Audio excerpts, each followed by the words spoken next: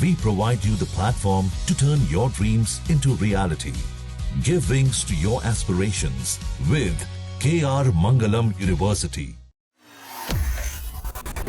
आखिर क्यों Donald Trump खुद को अब एक बड़े चक्रव्यूह में फंसा हुआ महसूस कर रहे हैं? क्या ट्रंप के गले में अटक गया है ईरान हॉर्मुज? खबर है कि ट्रंप को एक बेहद गुप्त मिलिट्री ब्रीफिंग दी जाने वाली है, जिसमें ईरान पर नए और विनाशकारी हवाई हमलों का खाका तैयार किया गया है। लेकिन मामला सिर्फ मिसाइलों और बमों तक सीमित नहीं है। अब ट्रंप के लिए हॉर्मुज गले की हड्डी बन गया है। दुनिया की रगों में दौड़ने वाला खून यानी कि कच्चा तेल अब $125 प्रति बैरल के पार जा चुका है।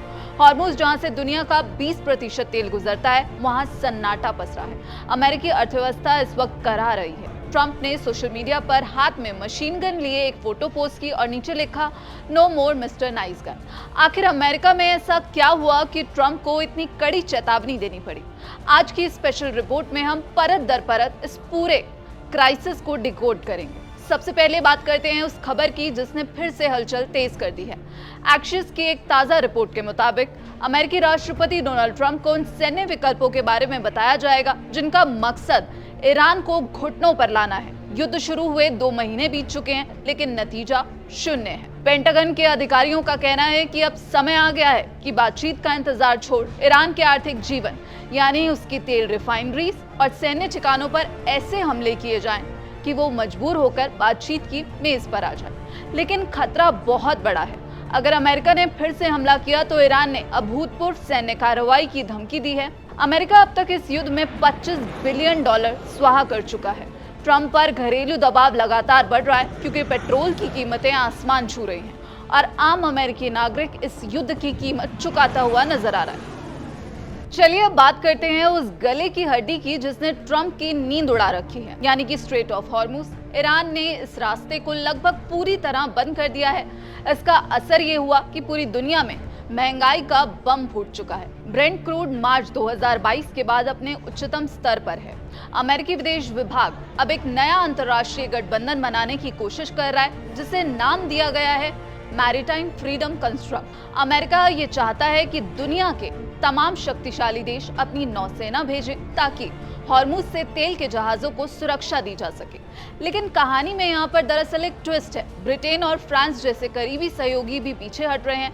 उनका कहना है कि वो इस गठबंधन में तभी शामिल होंगे जब युद्ध विराम हो जाए। यानी ट्रंप इस मोर्चे पर फिलहाल अकेले पड़ते दिख रहे हैं। ईरान के भीतर भी स्थिति बहुत तनावपूर्ण है। अमेरिकी और इजरायली हमलों में सुप्रीम लीडर आयतुल्ला खामेनेई समेत कई शीर्ष नेता मारे जा चुके हैं। अब सत्ता की कमान खामेनेई के बेटे के हाथ और IRGC के हाथ में है और ये झुकने के मूड में बिल्कुल नहीं है। ईरान की अर्थव्यवस्था गर्त में जा चुकी है। वहाँ महंगाई दर 65% के पार है और उनकी करेंसी रिकॉर्ड स्तर पर गिर चुकी है। लेकिन ईरान का एक ही नारा है, राष्ट्रीय एकता। ईरान के संसद अध्यक्ष मोहम्मद बाकेर कलिबाफ का कहना है कि ट्रंप ईरान को विभाजित करना चाहते हैं, लेकिन वो इसमें कभी भी सक्सेसफुल नहीं होंगे। इस बीच खबर ये भी है कि पाकिस्तान पर्दे के पीछे से दोनों देशों के बीच मध्यस्थता की कोशिश कर रहा है ताकि एक बड़े परमाणु युद्ध को टाला जा सके। विवाद की सबसे बड़ी जड़ है परमाणु कार्यक्रम। ईरान के पास इस समय 60% तक समृद्ध 440 किलो यूरेनियम का भंडार है। एक्सपर्ट्स मानते हैं कि इसे थोड़ा और समृद्ध किया गया तो ईरान के पास कई परमाणु बम होंगे। ट्रंप की शर्त साफ है, पहले परमाणु कार्यक्रम पर रोक लगाओ, फिर युद्ध खत्म होगा। वहीं ईरान ये कहता है कि पहले युद्ध खत्म करो और हमारी आर्थिक नाकेबंदी हटाओ, परमाणु चर्चा बाद में होगी। ट्रंप की वो मशीन गन वाली फोटो ये दिखाती है कि अब ट्रंप धैर्य खो रहे हैं। उन्होंने साफ कहा है कि ईरान नहीं जानता कि डील कैसे की जाती है, उन्हें जल्द ही अक्ल आ जानी चाहिए।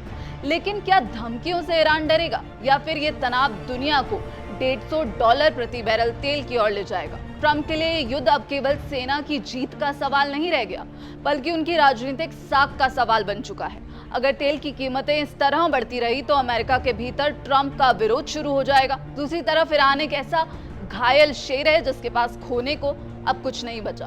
क्या आपको लगता है कि ट्रंप अब चौतरफा चक्रव्यूह में फंसते हुए नजर आ रहे हैं? इस पूरे मामले पर आप क्या कुछ सोचते हैं? अपनी राय कमेंट बॉक्स में जरूर बताइएगा। बाकी देश और विदेश की तमाम खबरों के लिए आप देखते रहिए दैनिक जागरण। नमस्कार।